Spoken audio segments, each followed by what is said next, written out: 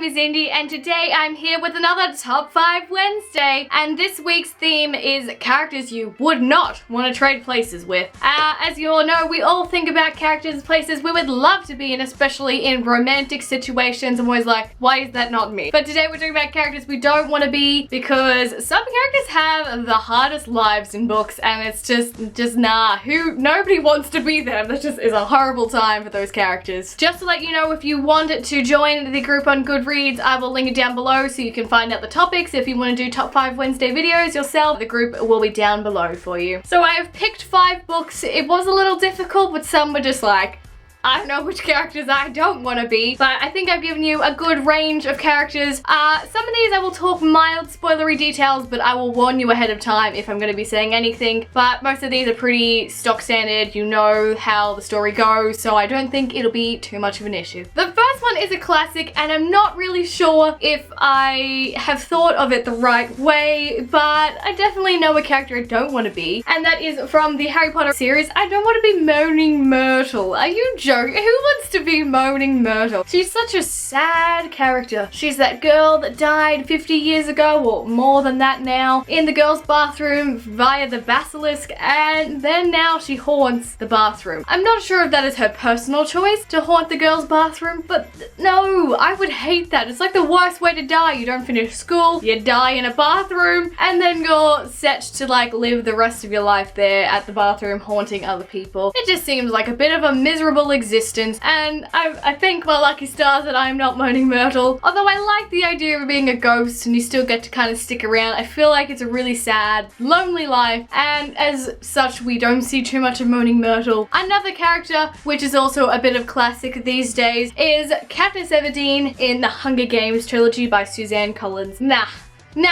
I do not like the world already. Like, I do, obviously, in a reader's perspective, but there's no way in hell I don't want to be in this country of Panem, aka the United States. Nah, who wants to send their children off to a reaping if they're between the age of 12 and 18 to die in an annual Hunger Games? Like, no, that sucks. Just for the entertainment of the capital, that they send the rest of the districts off, but like, no, it just sounds like a terrible world to live in. I am thankfully past that age. I used to always joke about it when I remember reading this book when I was 15. I was like, oh no, I could still get picked for the reaping. Now I am way past it. I am 20. I am safe. Ain't nobody going in the Hunger Games here. But there's no way in hell I want to be any specific character, but especially Katniss. She goes through so much. Mild spoilers here if you haven't read the whole series, but like, no one wants to go through the games once, let alone twice, and then get taken from the games and then go to District 13 that you thought was gone skis and go into a war with the capital and the district. Like a hell of a lot going on for a 16-year-old girl. I would not be able to deal with that. I would be out of there so fast. Continuing on with the theme of post-war dramatic horrible worldness is Tris from the Divergent series by Veronica Roth. Again, another character that goes through so many trials and tribulations that is just craziness. One, she's already outed for being divergent, segregated by being divergent, and being eligible for 3 groups. She is like the decision maker for all of these sorts of things, especially in the 2nd and the 3rd book. Things get cray, and she is the only one that is gonna have to save the world, basically, especially as the movies depict it. But like, it's just such a horrible society again, and the people that are divergent are really the good people, the normal humans in the world, but they are the ones that are being killed, and it's just, she has to go through so much as well, just like the Hunger Games. She has to decide so many things, and she has to go through so many dramatic situations, so there's no way in hell that I want to be Tris either. The next book I have here is a slightly recent read for me, and that is the Lunar Chronicles series by Marissa, Meyer, and Cinder. The character of Cinder is not one that I would want to be either. She has had such a hard life already before we even start the series. I'm going to go into some mildly spoilery detail, but she goes through so much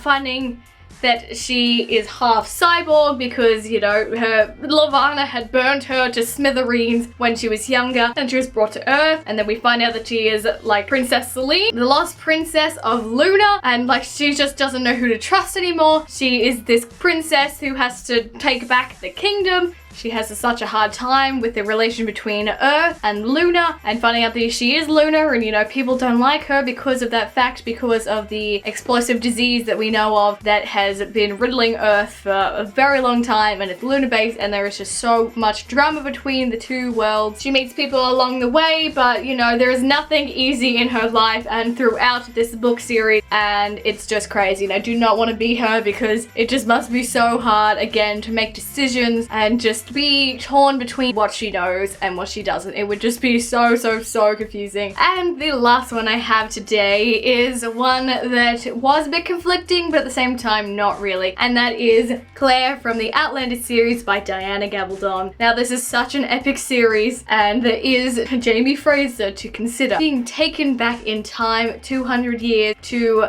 the Scottish Highlands is such a crazy concept, and I don't even know what I would do. I think I would be dead in like 2 seconds. Someone would just come along and they'll probably just stab me because I don't know what I'm doing. But Claire is so lucky that she's so smart, and she does manage to find herself along the way after many trials. I just wouldn't even know what to do if I was taken back in time, especially now with today's technology and stuff. This is based in 1743 and 1945, but if I was taken back 200 years today, I wouldn't even know how to survive. And especially in a foreign country, because she is actually from like England, but she was holidaying in Scotland. But like, it would just be so crazy, and knowing what has happened in the future, going back in time, and it'd be so hard, especially not being able to speak the language. Like, I don't know how Claire does. I would absolutely be dead in like 5 seconds straight. If that was me, I would be a goner for sure. So that is it for today's top 5 Wednesdays.